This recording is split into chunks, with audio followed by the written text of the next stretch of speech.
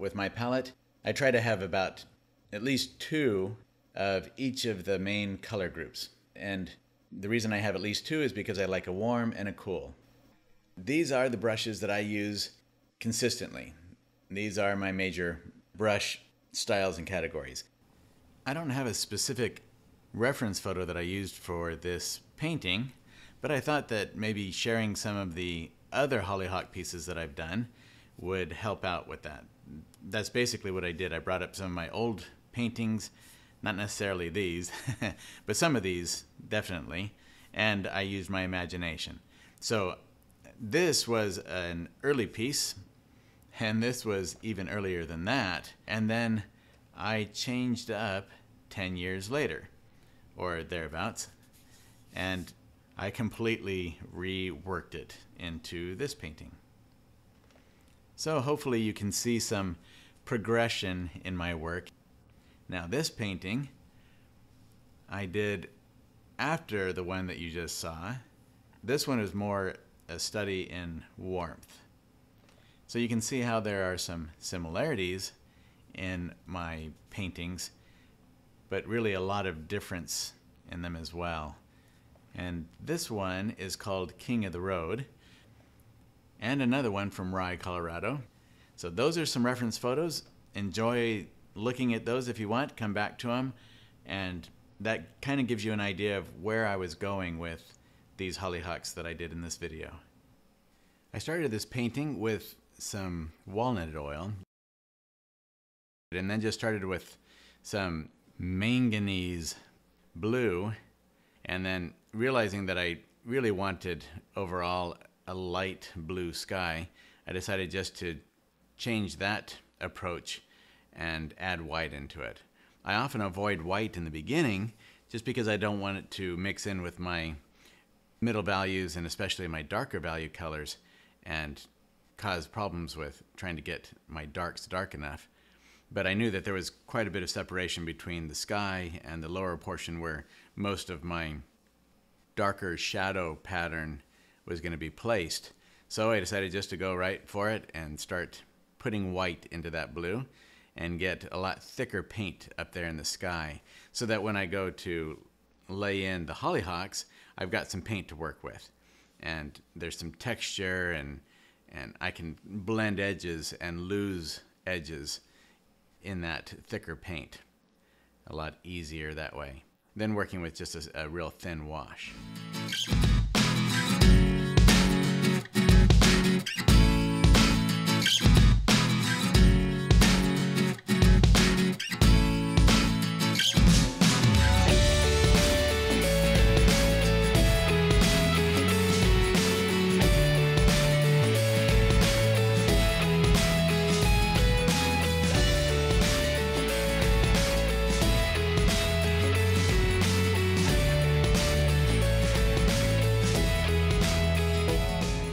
So once I've got the sky and the hills established in there, I can start coming in with the foreground color. And I often like to have, especially with areas of where I'm going to have a lot of green leaves or green grasses, even if I'm going to have yellow grasses in there, which in this particular painting, I'm going to be putting in some yellower grasses off in the background, like they're kind of the prairie grasses that you'll see in the West, in Kansas or Colorado, states like that, those wispy yellow prairie grass.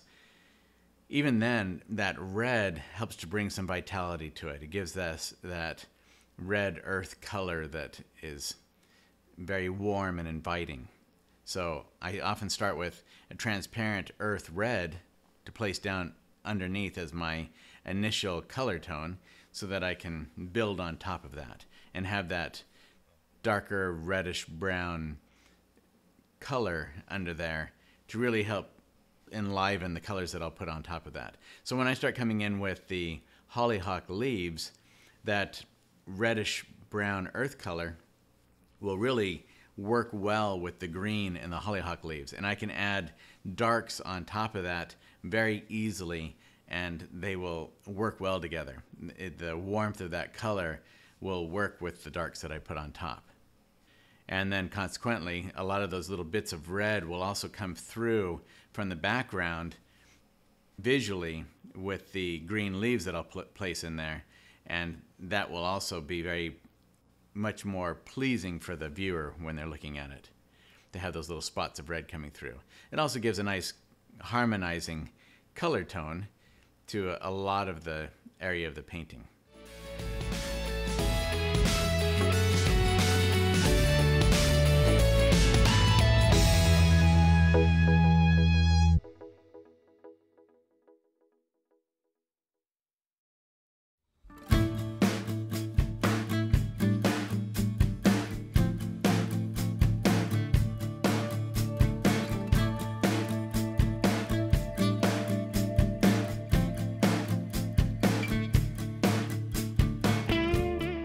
Much of what I'm doing here with these hollyhocks is out of my imagination. I don't have a reference photo that is exactly what you're seeing here on the panel.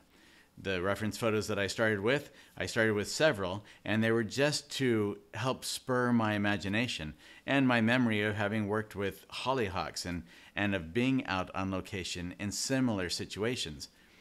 So for me, it's what do I see in my mind or in front of me, and what is it about that that intrigues me? How can I make that work? How can I achieve the feeling of that on a canvas or on a panel and allow the viewer to experience that as well? And that's what my mind is doing. It's going through and figuring out the best way to achieve that feeling, and hope that the viewer can get a sense of what it was that really excited me about the scene. And then I try to just break that down into, especially in the beginning, simple shapes and forms, simple values and color relationships that will allow me to at least get the framework started right in the beginning.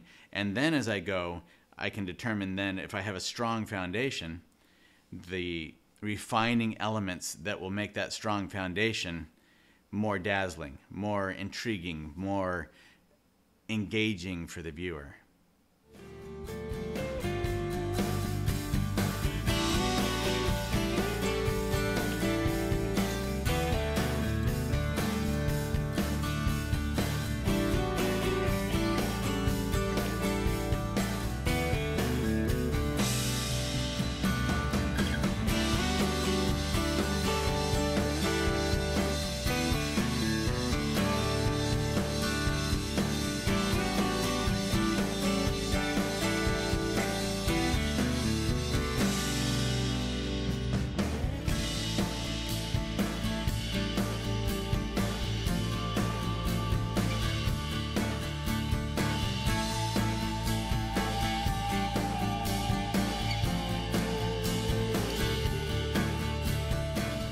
So I put that S-curve in there so I could get some movement going, and then establish the darks in my painting so that I can have a lot of darks in there where the hollyhock leaves especially are going to be. I've played with hollyhocks enough that I know basically what I want in the background underneath those leaves. And generally for me, I like to have a lot of real rich darks, the warmer rich dark. So that's why having that transparent oxide red underpainting on there was very helpful, because I actually use, when I'm building up my darks, I use the transparent oxide red a lot in those, especially when I want warmer darks. So if I want a warmer dark, it's usually transparent oxide red, ultramarine blue, and alizarin crimson mixed together, and possibly a little bit of sap green here and there to cool it down or to change the color variation a little bit.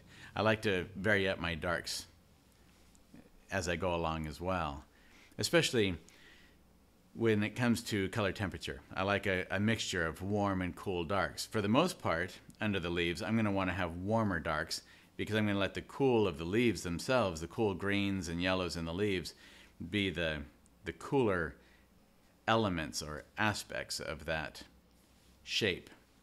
But I still will periodically put in some cooler darks under there by adding more either the sap green or maybe some phthalo green into it to cool that down some.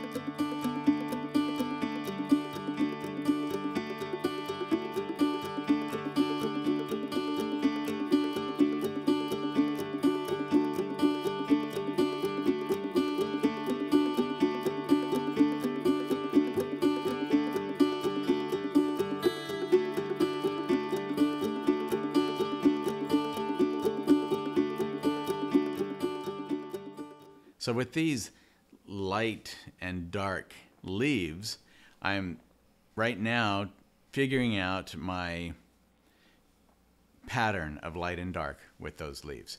So I'm putting leaves in and making sure that I'm trying not to get patterns of leaves that all go in a line. I want to vary them up throughout the composition so that there aren't any patterns in there. I want it to feel very natural and unpredictable and to not be symmetrical. I want a nice asymmetrical pattern to my light and dark pattern of leaves in here. And then as I go along, I'll keep making the leaves here and there bigger or smaller depending on what I determine would make the painting more interesting. Sometimes I start off with very small leaves, and then I determine that I want them to be much larger than that because they just seem too small, too intimate, not taking up enough space in the painting. And then other times I might have really large leaves and think, you know what, those are just too big. That's kind of taking up way more attention and space than what the interest in those leaves merits. So then I shrink them down again just by coming in and putting back in some of the colors that are around them, either the dark shapes, the shadow in the background, something like that, and whittling those down again. So I want to make sure that I avoid lines of leaves going straight across in a horizontal fashion through the painting, or lines that go vertical up through the painting. I want to move those around and not just get it's easy even then to get a pattern of almost an asymmetrical symmetrical pattern. So sometimes I get so focused on breaking up the pattern of leaves that I have almost a identical one here, one a little bit above it, one down below again, one a little bit above that, and on across a painting or up and down a painting. So in all of it, I'm trying to break up any predictable rhythms or predictable placement of parts within those plants.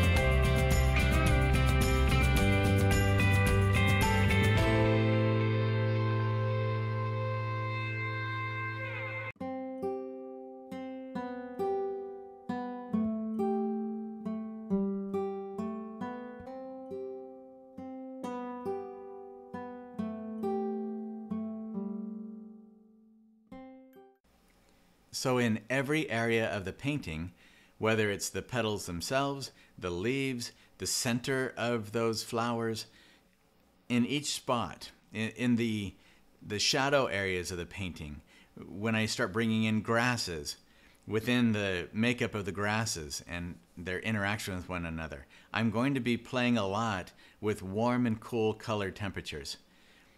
Because that's nature.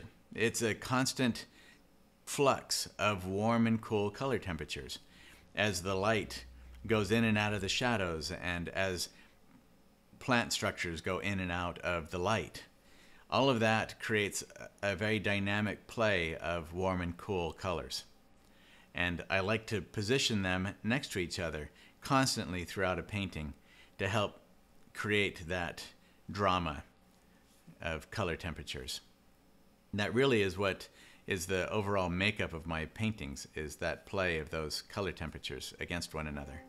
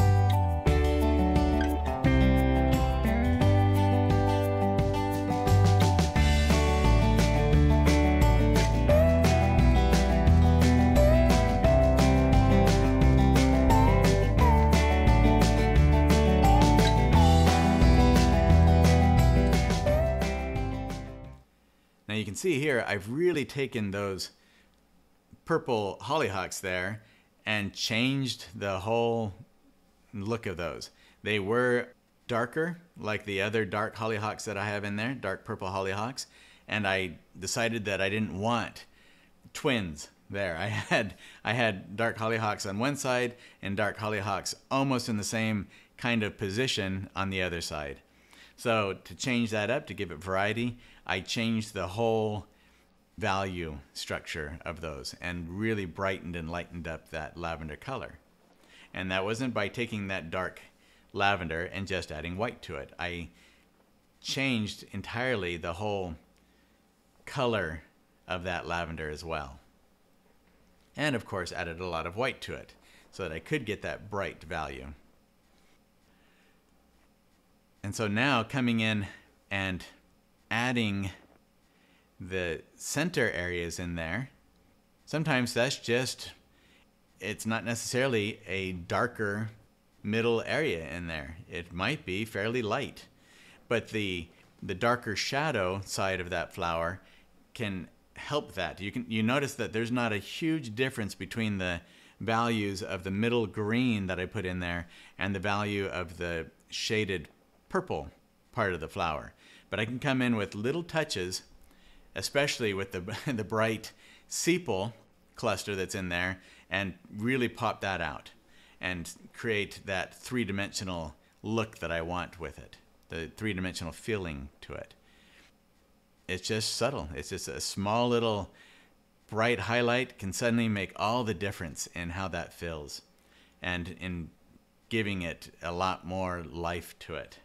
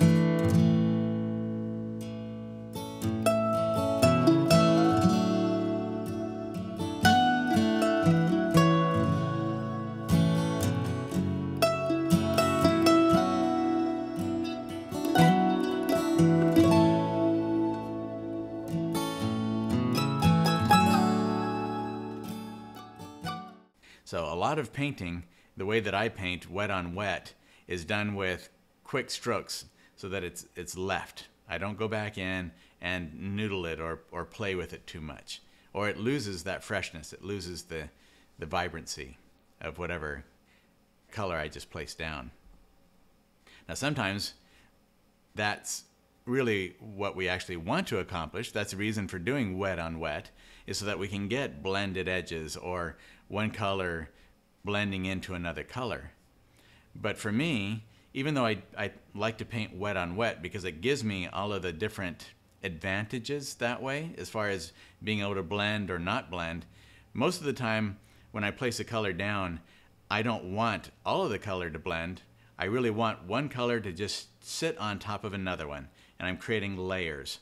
And if I do a dry brush, then the layer is, I have one layer that comes on top that is broken up so that we can still see some of the color from the underlying layer popping through there. But I'm not blending those two layers together, because blending creates an entirely new color there, one single new color. Whereas if I'm doing a dry brush, I want a lot of different colors in there, in that stroke. The color that I just placed down that's broken up, plus the colors that are underneath. And in the case of laying one stroke on top of another here with like a dark petal that might be on top of a lighter background, if the lighter background is still wet, I have to come in there with a single stroke on top of that lighter background without disturbing the under layer of paint, that lighter layer of paint. If I pick up the lighter layer of paint, I have applied my brush stroke incorrectly, either with too much pressure or the wrong angle with my bristles, something like that, or I didn't have enough paint on my brush.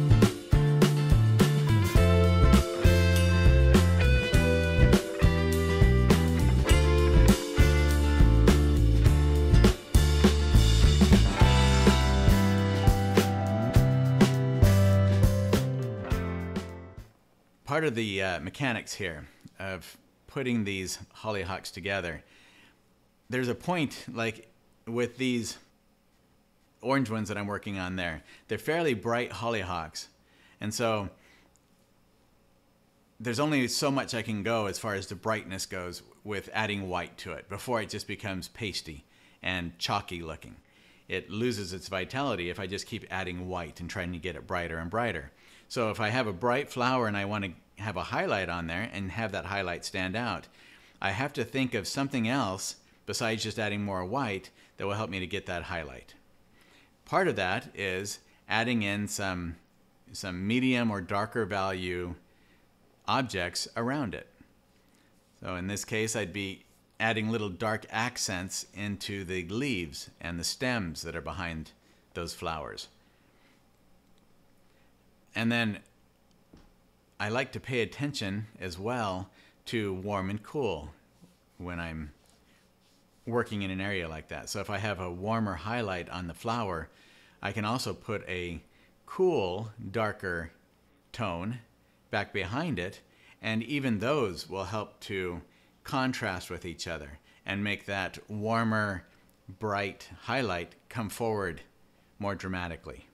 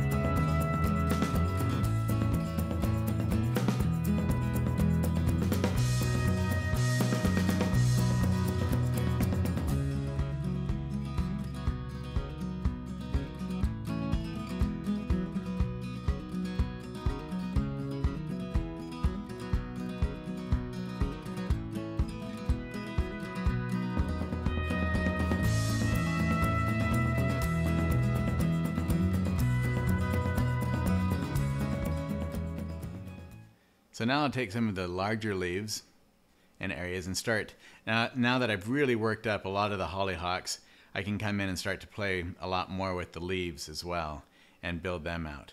So I just put that little bit of orange on the edge of that leaf, and that really helps to pull the edge of that leaf towards the viewer and push the cooler back side of that leaf a little bit farther away from the viewer. It's just to give that feeling of different directional planes in that leaf. By planes, I mean the flat surfaces on the object.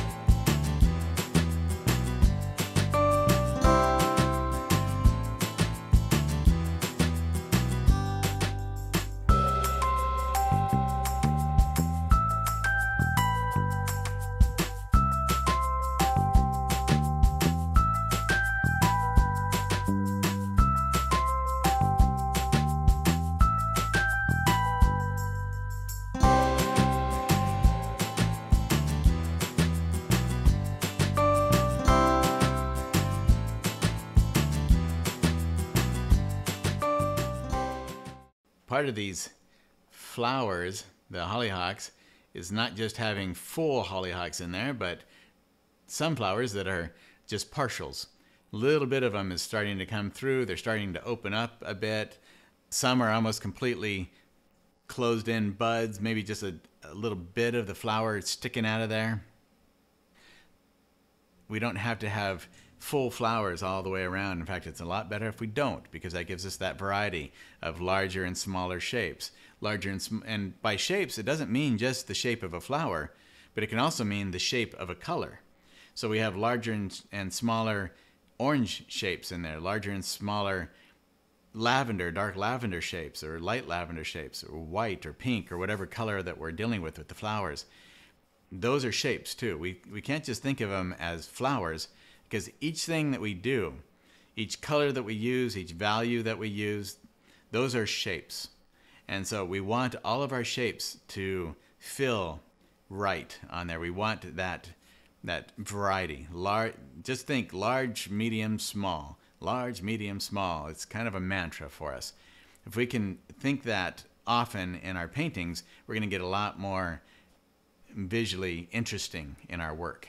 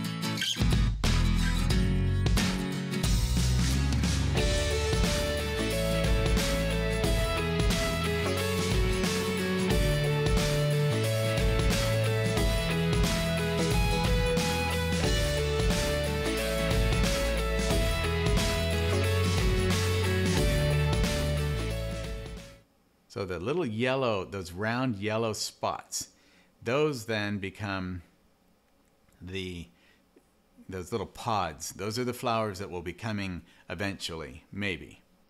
And those are some of those leaves, those little pods that are holding a hollyhock within them.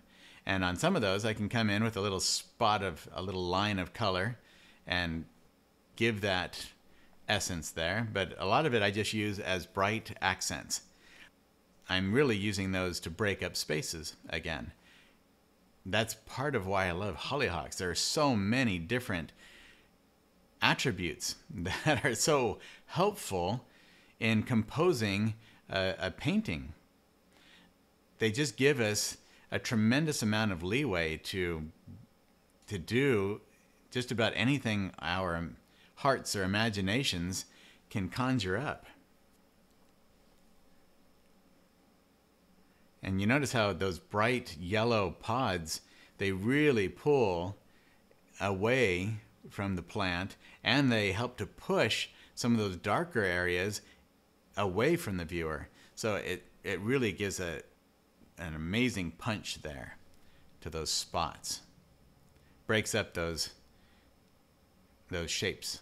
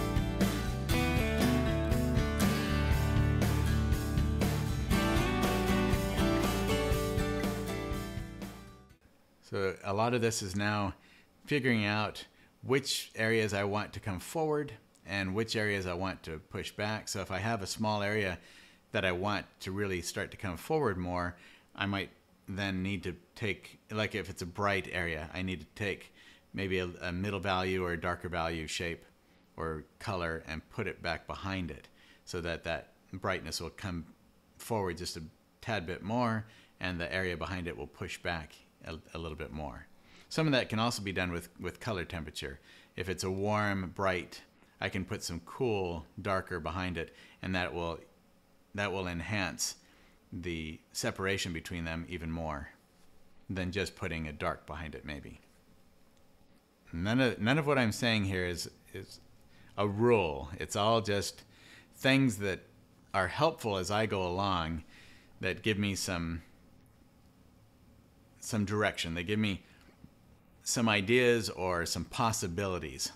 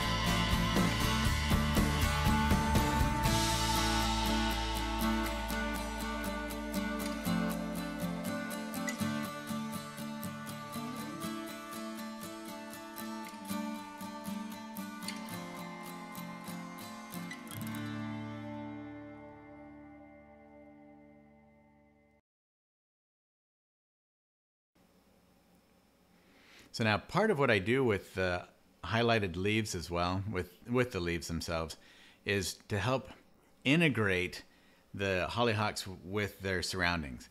So I might come in with a little bit of a leaf that's coming over the top of a hollyhock just a little bit so that they feel as if they all belong to the same plant. I don't want the hollyhocks always. There are some hollyhocks I'll have to where they really stand out away from the plant because they're kind of, generally speaking, the center of focus. That's where I want the viewer looking most strongly. But then there are others where I want them to kind of fade in and blend with the things that are around them. So in this case, it would be the leaves.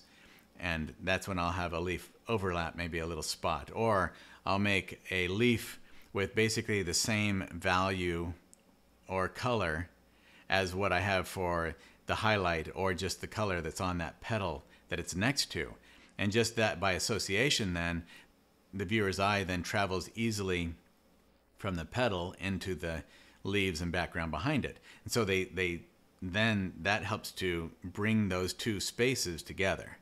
They don't have the dramatic separation.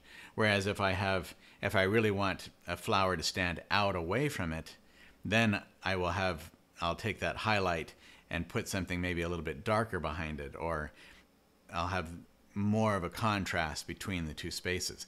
So I don't want all the flowers to have the same kind of contrast that separates them from their background as all the other flowers. I want to have a variety even in the way that they come away from the plants.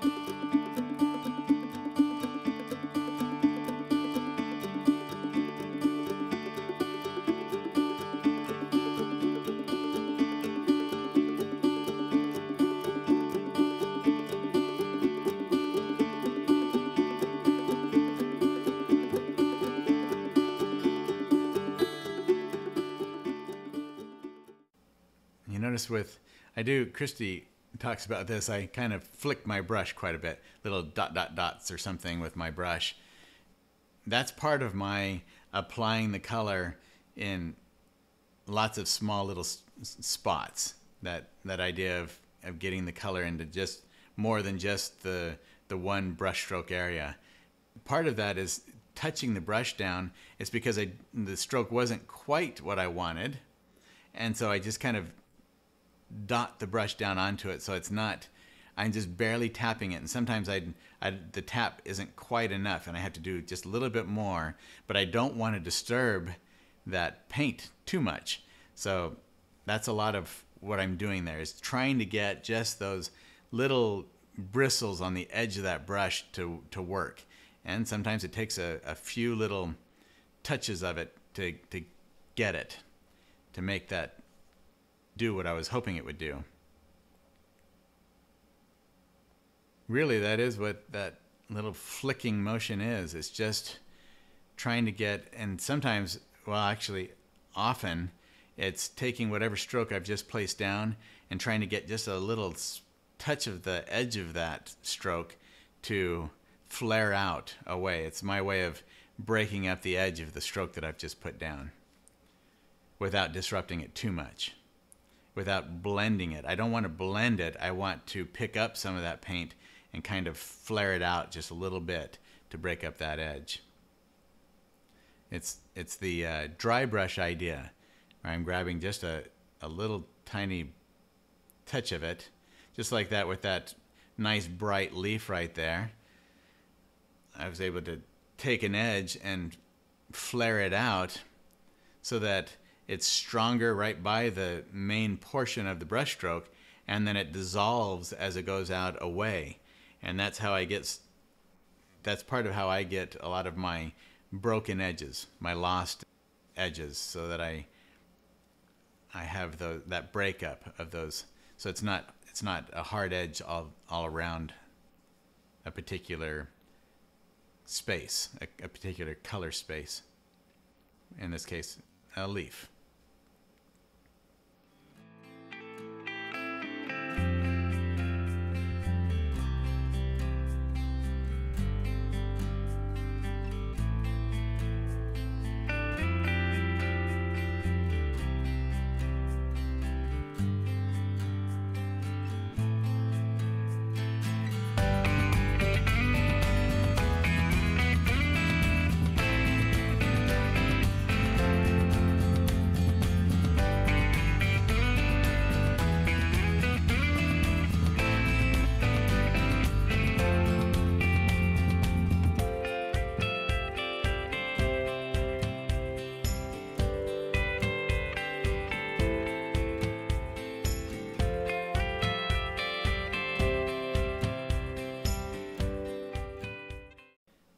So I grabbed some alizarin crimson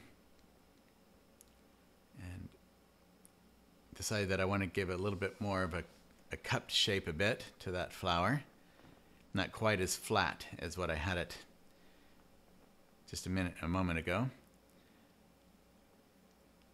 The problem with alizarin crimson, this is before I started using the quinacridone red, is alizarin crimson, it doesn't have quite the clean, pretty, bright lavender or bright crimson look to it that something like quinacridone red has. It gets a little bit dirty because it has some blue in it.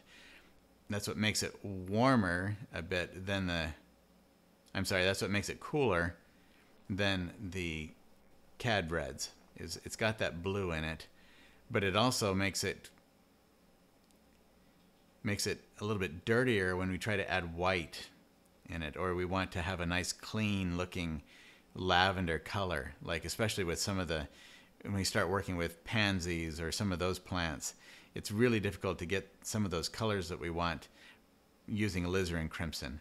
And that's why now I have the quinacridone red and the alizarin crimson on my palette, because I can get a much nicer light lavender color with that quinacridone red than I can with the alizarin. And it's alizarin crimson permanent that I use. We really don't want to use the alizarin crimson without the permanent added to the name anymore, because that original alizarin crimson, it is fugitive. It's going to fade. It might crack on us over time. It is not a permanent color. It's just not going to last over the years. But they have the new alizarin crimson permanent, and Gamblin has done a great job with that one. It's really close to being like the original alizarin crimson, and I've been using it for quite a while now, since what was it, around 99, 2000 when they came out with it, maybe 98. I've been basically using it from about the beginning. So it's a great color. It's light, fast, and permanent. So if you use alizarin crimson, make sure that it's alizarin crimson permanent.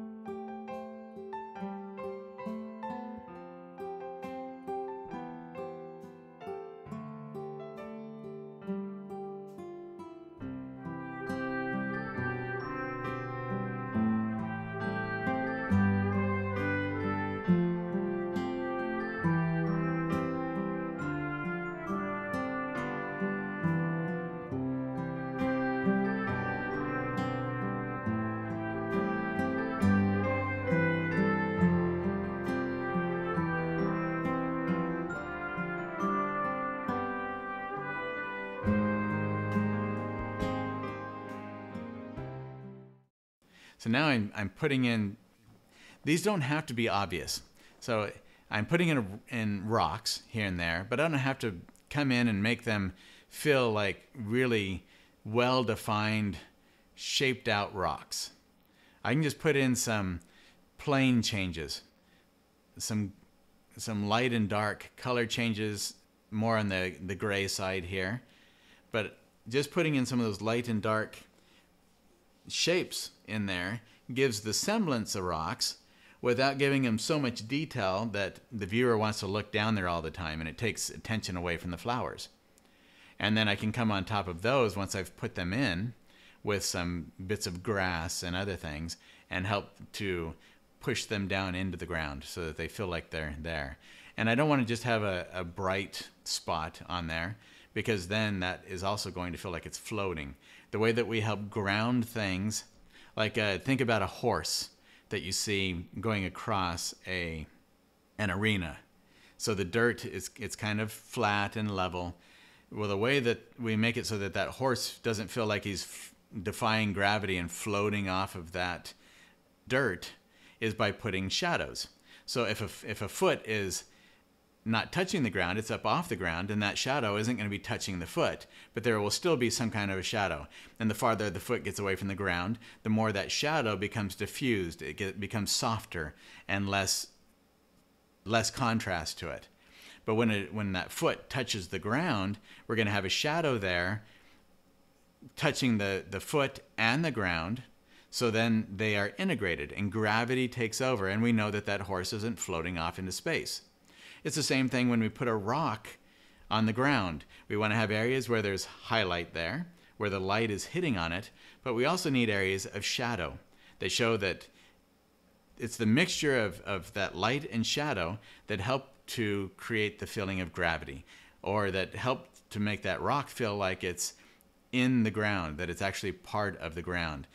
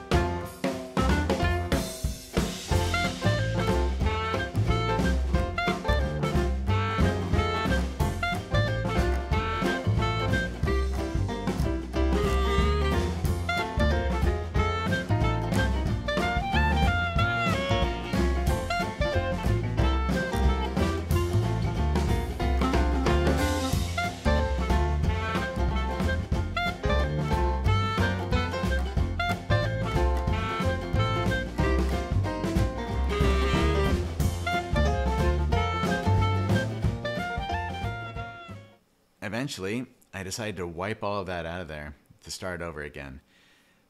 A lot of times when I'm building up something like an idea, I decide that in looking at it that the trees aren't working, so I want to come back in with sky. When I make a change like that, occasionally I just get an image in my mind. I know exactly what I want to do with it right from the start. Other times I have to play with it. I have to see where it'll take me. And that's kind of getting a feeling for the composition and the different objects that I have in there. Where is my center of interest? And how are the things in the background, all the things around it, how are they interacting with that center of interest? Are they competing with one another? Am I drawing too much attention away from the center of interest? And at the same time, I want in the background or in the supporting players to have plenty of interest in there as well without competing with one another. So I decided to wipe off all that thick paint and just kind of get a fresh start at it and come in there so that I can build it up a little bit more slowly and take my time and think about more what it is that I want to do back there.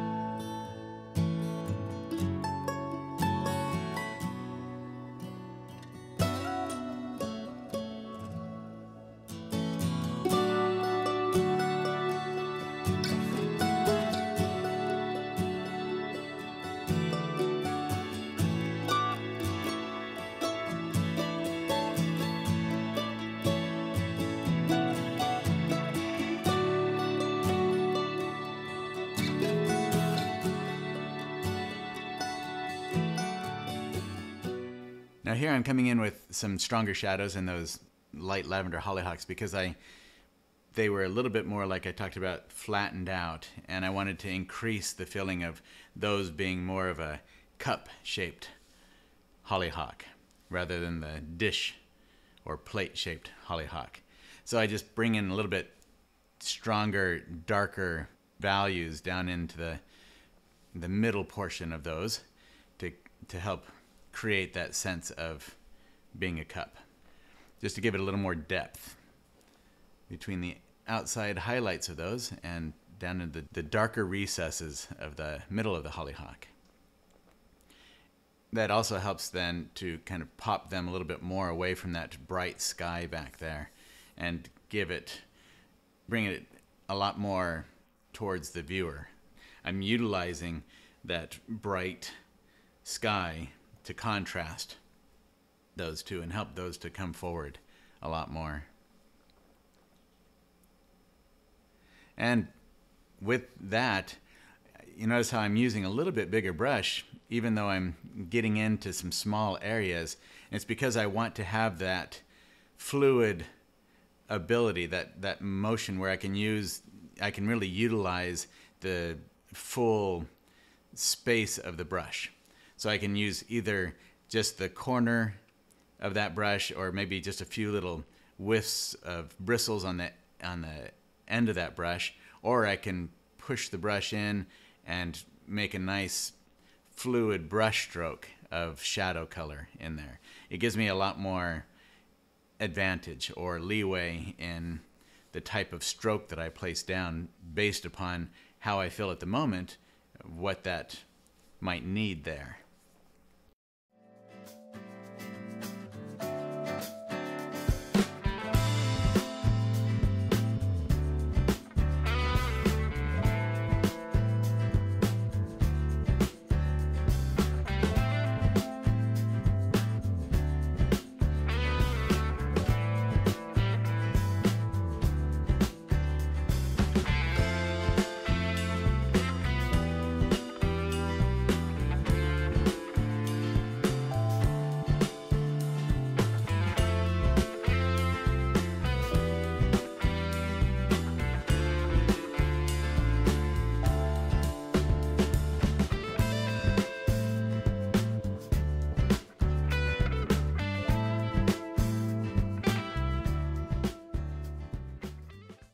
The other thing that I would change in the painting, definitely, if I could get this back, it would be that hill. I have the brighter orange, yellowish hollyhocks on the left, and then the reddish orange hollyhocks in the middle, and then the pink hollyhocks over on the right. And where they come to the top of their height basically follows the line of that blue hill in the background. Each one comes within, is either kissing that as a tangent on that hill, or within a quarter to a half an inch of the top of that hill. I could have taken that hill and done something a little bit differently with it, but I just didn't notice that. So those three become a line that kind of flows down with that hill, and it's a little bit too strong of a line that way.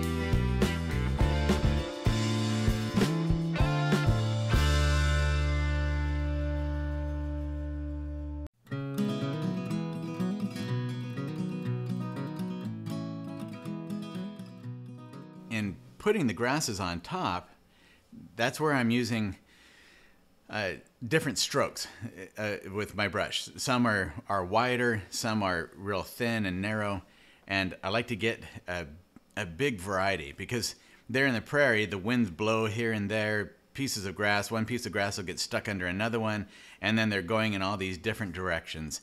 And it's just a fun maze of plants and life in there, all growing together. And I like that feeling of being arbitrary and not some kind of a pattern in there.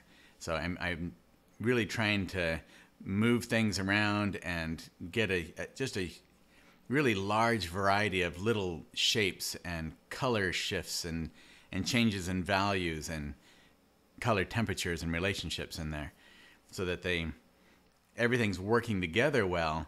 It all feels like one overall whole, but with a lot of really interesting, fun little twists and turns and changes within the grasses.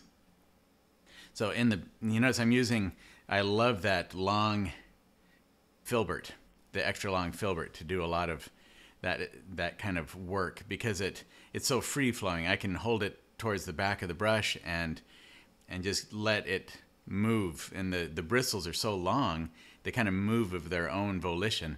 They have a mind of their own, so to speak.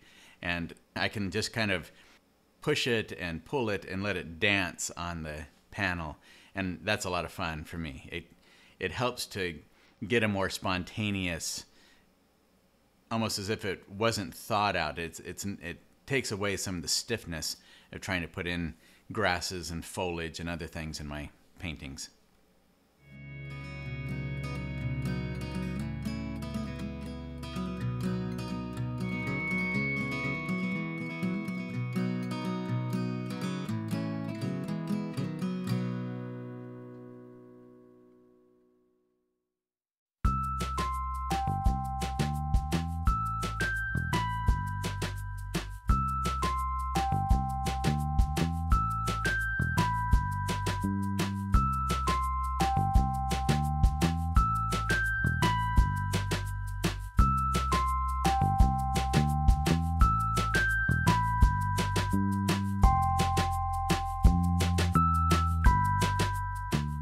So now I'm going through and just trying to find any little areas that need just a spark of refinement, or a place like a leaf where I can overlap with a bit of grass and help to tie the plants themselves in with the background elements. So in this case, the grasses that I'm putting in, I want everything to tie together and feel as if they belong with each other, that they've been growing up in the same spaces. They know each other well. They're close neighbors. They're friends. They get along, and they like to intermingle with one another. That's the kind of world we all envision, right? Where neighbors care about neighbors, and we're all good friends.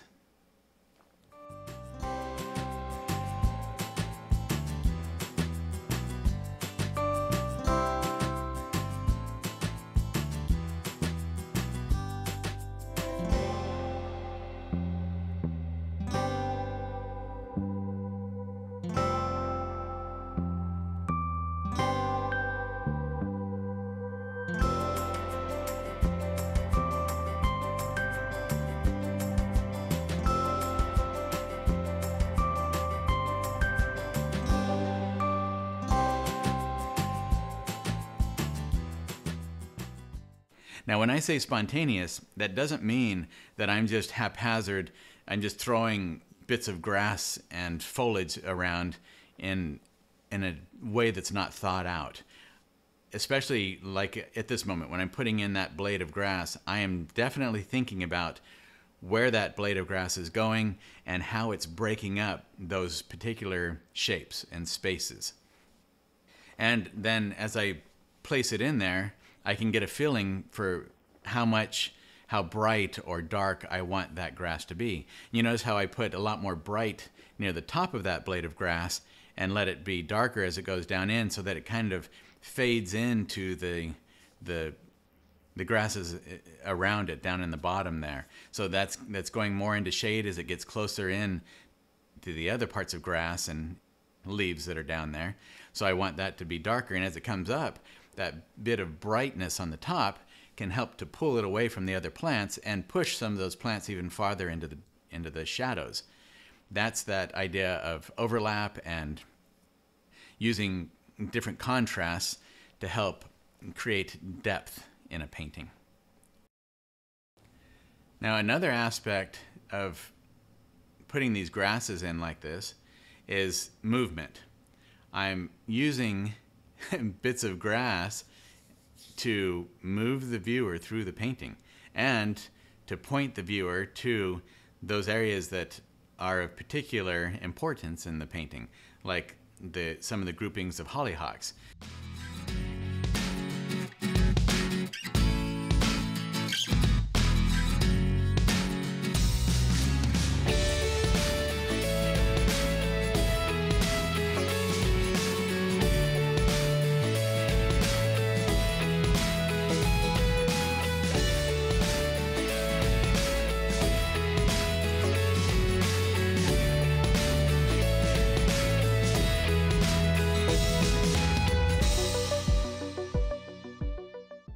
When I'm putting in grasses, to me, that's a big part of the energy that I can add into a painting. I can put so many little subtle nuances and tidbits in there that make it more fun for the viewer. It's as if there's just a lot of life going on, and my imagination makes me think that maybe there's little insects and other aspects of life that are happening in there. And it's a lot of the little things that can keep the viewer coming back over and over again without getting it too busy. Obviously I want to have areas in there that are restful, but they can be restful and still have a lot of activity. That seems contradictory there, but it's like with the little piece of grass down on the lower left that is nice and bright, and it moves its way pointing towards the center and up towards the bigger leaves there to move you towards that darker hollyhock plant. The area around that doesn't have a lot of those bright grasses. There are a few here and there, little ones, and some that are a little bit wider, little different color tones in there, but I don't have those little bright pieces of grass everywhere. I just have particular ones that are pointing the viewer, hopefully, in a direction that I want their eyes to travel. But it's the areas underneath that to me are the resting points. And yet within those resting points, there's still movement. There's still varied brushstrokes and varied colors and values, darks and lights that are in there that give it interest, that give it motion and movement and energy, but allow the viewer to relax so that, yeah, they can sit there and find some fun things to look at, but it's not constant activity and lots of busyness going on. Hopefully that's the feeling that I've achieved with that. That was my intent. That was what I was going for in that area.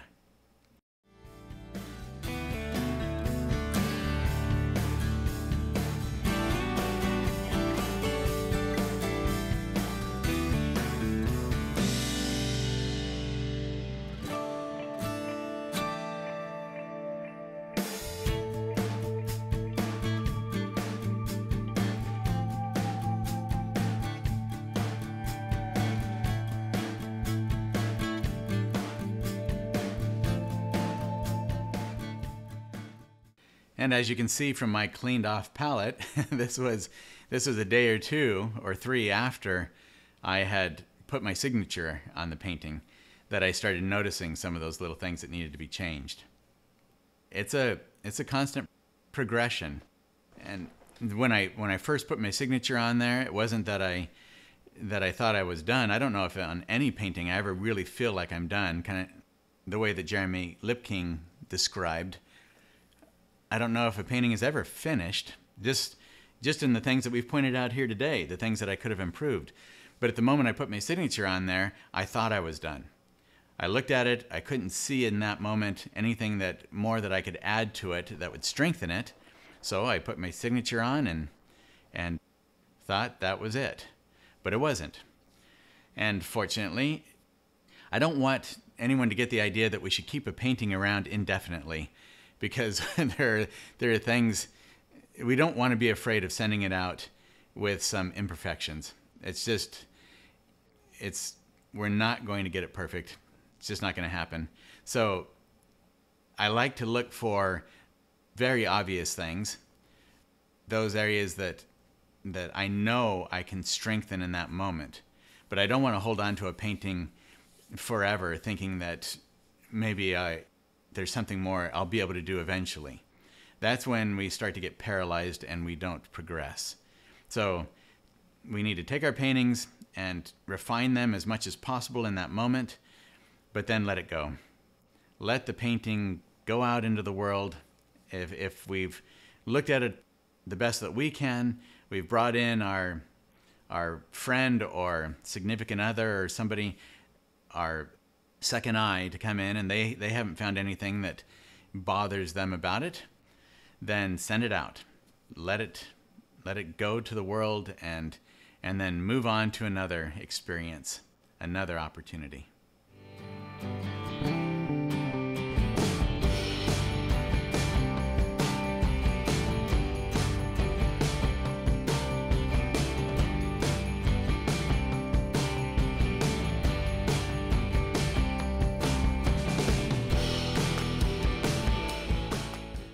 And that, my friends, is the end of this painting. I hope you had a great time going through and learning from it and watching the whole experience. I know I certainly did. And I hope that you can get out and paint your own hollyhocks. Paint your own masterpiece and just have a lot of fun with it. Enjoy the whole experience of this opportunity we have as artists.